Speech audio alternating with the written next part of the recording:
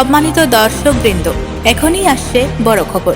রাজস্থানের কোটা শহর থেকে শুক্রবার রাতে রামপুরা থানার সবজি মন্দির রোডে ঘটল এক অদ্ভুত এবং চাঞ্চল্যকর ঘটনা। এক প্রেমিক এবং এক প্রেমিকা পুলিশ জিপের ছাদের উপর উঠে টানা 10 মিনিট ধরে হাই ভোল্টেজ নাটক করে বসেন। পুলিশ টহলের সময় তাদের দেখে সন্দেহ হওয়ায় দাওয়া করা হয়। তখনই যুবক যুবতী পালাতে গিয়ে ধরা পড়েন, কিন্তু গাড়ির ভেতরে বসার বদলে সরাসরি উঠে পড়েন পুলিশের জিপের ছাদে।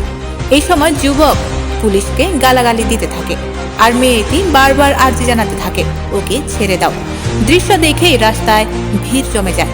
মুহূর্তের মধ্যেই ভিডিও ছড়িয়ে পড়ে সোশ্যাল মিডিয়ায়। শেষমেশ পুলিশের বহু চেষ্টার পর দুজনকে নামানো সম্ভব হয়। কিন্তু এখন প্রশ্ন হচ্ছে, মেয়েটি কি নিরাপদ আছে? পুলিশের ভূমিকায় কোনো গাফিলতি ছিল না?